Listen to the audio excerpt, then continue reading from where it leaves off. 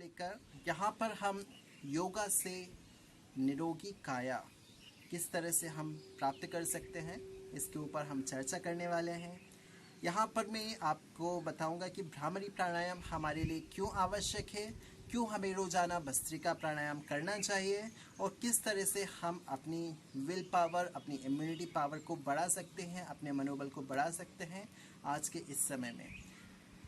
तो आइए जानते हैं। सबसे पहले तो मैं चर्चा करना चाहूँगा, आज का जो समय है, कोरोना वायरस सभी जगह पर हाहाकार मचा रहा है। यहाँ पर कई हमारे भाई बहन हॉस्पिटल में भर्ती हैं और कई होम आइसोलेशन में यहाँ पर से एक इंतज़ार कर रहे हैं कि किस तरह से वे जल्दी से जल्दी शीघ्र स्वास्थ्य लाभ प्राप्त करें और वापस से अपनी दैनिक दिनचर्या में लौटें। तो सबसे पहले मैं शुरुआत करना चाहूँगा यहाँ पर भ्रामरी प्राणायाम से। भ्रामरी प्राणायाम एक बहुत ही महत्वपूर्ण प्राणायाम होता है, जिसे हम एक भंवरे के गुंजन साउंड के समान आवाज़ निकालते हुए हम करते हैं। तो इसकी जो मुद्राएं होंगी किस प्रकार होंगी, आइए जानते हैं। सबसे पहले दोनों हाथों की जो उंगलियां हैं ये आपकी आंखों पर रहेंगी और आंखें बंद रहेंगी। आपकी स्पाइन, रीढ़ की हड्डी पूरी तरह से सीधी, और दोनों हाथों के अंगूठे हमारे कानों पर रहेंगे, जिससे हम पूरी एकाग्रता के साथ, पूरे एकाग्रचित होकर के इसको कर पाए। तो आइए हम अभ्यास करते हैं। लंबी गहरी श्वास लीजिए अंदर की ओर।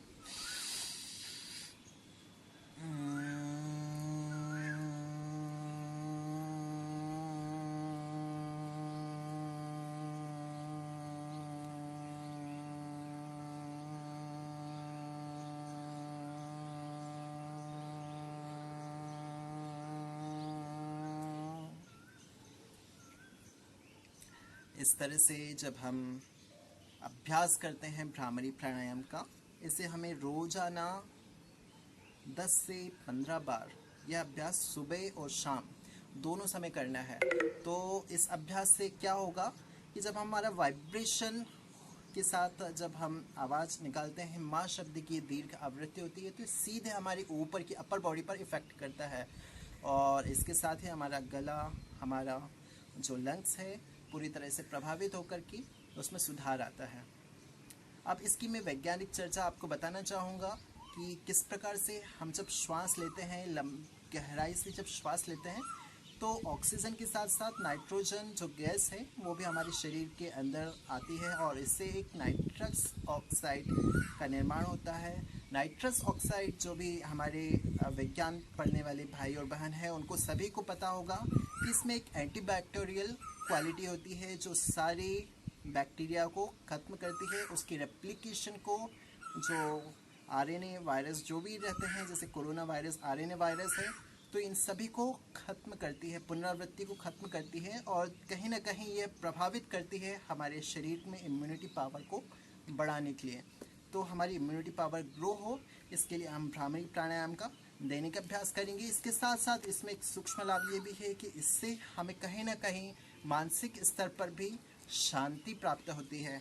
जहाँ पर हम यह भ्रामरी प्राणायाम करते हैं तो हम इसको करने के अभ्यास करने के बाद स्वयं महसूस करेंगे कि किस तरह से हम एक एकाग्रचित्त, एक शांति अनुभव कर रहे हैं। इसके बाद हमारा दूसरा अभ्यास रहेगा भस्त्रिका प्राणायाम। तो पहला हमारा था भ्रामरी प्राणायाम, दूसरा भस्त्रिका। भस्त्रिका में हम यहाँ पर श्वासों को जोर से, गहराई से अंदर की ओर लेंगे और गहराई से वापस बाहर की ओर निकालेंगे। तो यहाँ पर हम दोनों प्रकार से कर सकते हैं, एक अपने दोनों हाथों को नीचे रखकर, दूसरा अपने दोनों हाथों को ऊपर की ओर उठा करके ऊपर नीचे करके। तो यहाँ पर हम दूसरा वाला अभ्यास जो है, दोनों हाथ को ऊपर की ओर लेकर जाइए, लंबी गहरी श्वास ऊपर की ओर, अंदर की ओर, और ब्रीथ आउट करते हुए दोनों हाथ नीचे, आपकी उंगलियों से मुट्ठी इस तरह से बंद करते हुए। तो लीजिए हम शुरुआत करते हैं। 10 बार हम अभ्यास करेंगे इसका।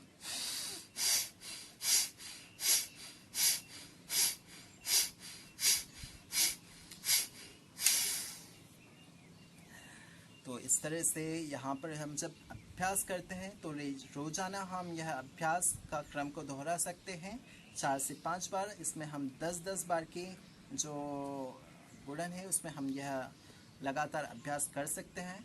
और इससे हमें लाभ यह प्राप्त होता है कि यहाँ पर हमारा स्टेमिना बढ़ता है, हमारी लंग्स की कैपेसिटी बढ़ जाती है, हमारी जो कैपेसिटी है उससे अधिक हमारे अंदर ऑक्सीजन लेवल बढ़ जाता है कि जितना जो हमारे कई बार जब हम धीरे से जब हम श्वास लेते हैं तो उस समय उतना ऑक्सीजन लेवल नहीं रहता, लेकिन जब हम वही ज़ोर से जब हम श्वास लेते हैं तो हमारी कहीं ना कहीं हमारी जो लंग्स की क्षमता है वह बढ़ती है। और इसके साथ साथ ही इसमें एक दूसरी महत्वपूर्ण बात ये रहती है कि जब हम रोज़ाना ये अभ्यास करते हैं तो इससे ही सीधे हमारा ब्लड सर्कुलेशन प्रभावित होता है, क्योंकि यहाँ पर से हमारे जब हम ज़ोर से श्वास लेते हैं तो हार्ट की एक्सरसाइज भी होती है। तो जो भी हमारे भाई और बहन लोग जिन्हें हार्ट से संबंधित कुछ भी समस्या है तो उनको यह अभ्यास करना बहुत ही आवश्यक होता है। परंतु यह अभ्यास यदि उनको ज़्यादा प्रॉब्लम है तो फिर यह अभ्यास को उतना अधिक ना करें, इसको थोड़ी कम समय में धीरे धीरे करके शुरुआत करें और फिर जब आप ऐसे करने में अच्छा महसूस करते हैं तब इसे धीरे धीरे करके बढ़ाते जाएं। शुरुआत हमें धीरे से करनी है, पहले 2 मिनट कर लिया, फिर 5 मिनट, फिर आप बढ़ा सकते हैं अपने अनुसार। तो इस तरह से हम देखते हैं कि यह भस्त्रिका प्राणायाम जो हमने बाद में किया और भ्रामरी प्राणायाम जिसमें हम एक हमिंग साउंड निकालते हैं, तो दोनों ही बहुत ही महत्वपूर्ण प्राणायाम है। तो मैं आप सभी से यह आग्रह करना चाहूँगा कि यह प्राणायाम का अभ्यास आप रोज़ाना करें, दैनिक का सुबह और शाम दोनों समय में आपके साथ आपके परिवारजन, आपके मित्र सभी लोगों को ये अभ्यास करवाएं, क्योंकि यह आज के समय के हिसाब से बहुत ही महत्वपूर्ण है। और मैं आज आपसे यहीं पर विदा लेना चाहूँगा। इसके बाद मिलता हूँ मैं आपसे नेक्स्ट वीडियो में आपके ही अपने यूट्यूब चैनल में। आपका सादर नमस्कार, धन्यवाद।